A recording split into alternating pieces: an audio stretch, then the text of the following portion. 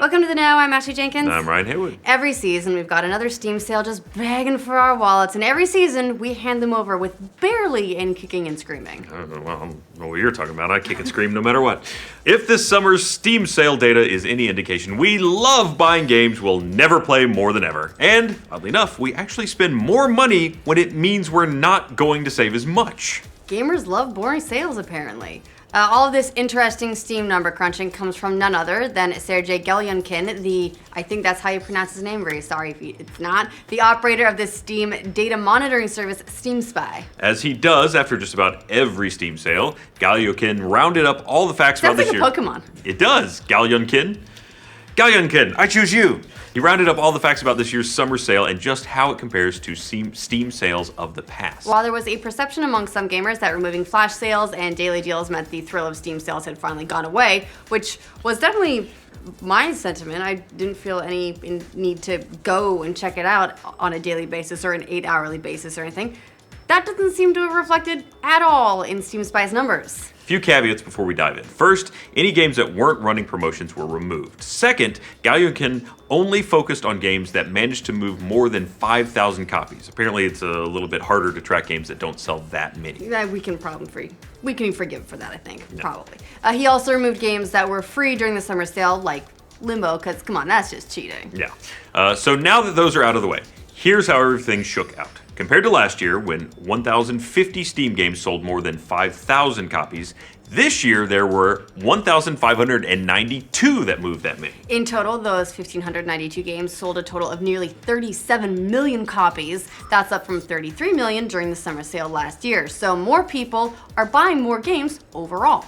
Obviously, that means that overall revenue is up as well, and up by a whole lot. This year's summer sale generated $223 million.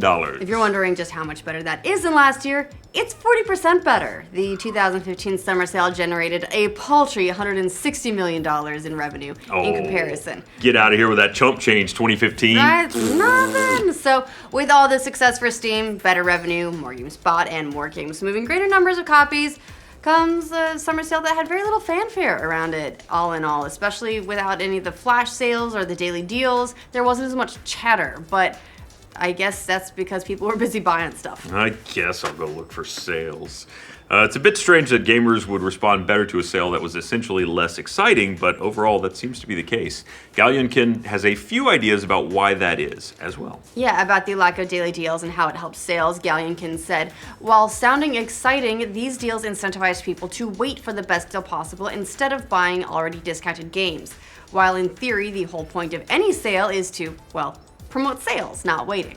He went on to say that for last year's sale, the big spikes in sales were on the first and last day. However, this year, all that sweet money was distributed evenly across just about every day of the sale. And this is where it gets kind of weird because in addition to there being no daily deals, the discounts offered by individual developers were overall actually a lot lower than they were last year. For 2015, the average discount was about 66.67% across all the games that were part of the promo. Approximately 66.67%. Let's just make a round number like 66.67%, which is pretty crazy when you think about it. That means that some games were pulling 80 or 90% discounts. This year, that discount was only around 50% in comparison, but despite that, the sale made more money and moved even more games. Organizing the median revenue by discount tells an even more boring story. Yeah, we love boring. Numbers! The games that weren't discounted as much made way more revenue than the games with bigger discounts. On average, the median revenue of lower discounted games was way higher.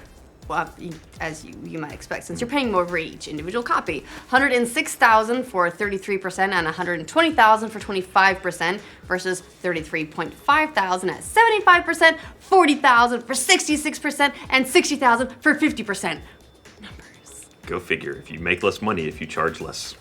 I mean, because you have to move so many more copies. Yeah, I mean, when you're talking about some of those Steam sales are getting down to like $5-6. Yeah. Based from retail, even if you're looking at normal retail price of $20, you have to sell so many units to catch up to that. Yeah, there's got to be a curve there somewhere, right? Where they figure they can make the most money for the number of copies sold. There's a curve somewhere in the world. It's intersecting curves. Dude, get it, economics. Get it. Get it, economists. So, Gamers like to spend more on games that aren't as deeply discounted. Weird people. Seems like that would be the opposite, except we just explained why that's not true. It's what the numbers say, and you can't argue with the numbers. Obviously, the specific games that are on sale are also going to make a huge difference here. Plus, newer games in general aren't going to see the huge 50% price cuts, so they're the ones people are buying in the lower discount bars. It all works out.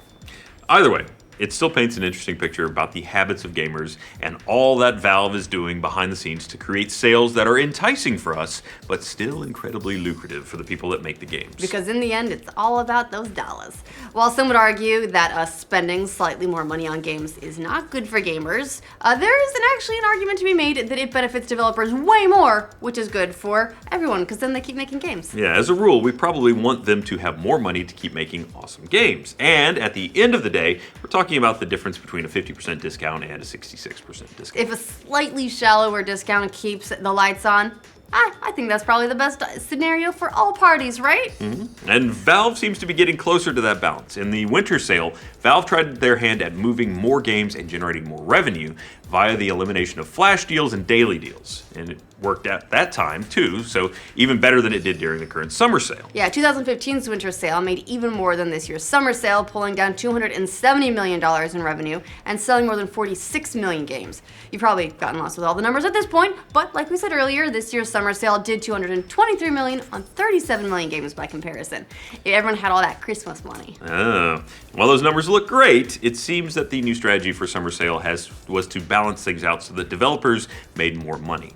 And they did that by lowering the overall average discount. The winter sale's average discount was 57% compared to the 50% of the summer sale, so they moved a shitload of games, but the margin wasn't quite as good for game makers as it is now. This year, the priority was for each developer to make more dollars per every sale.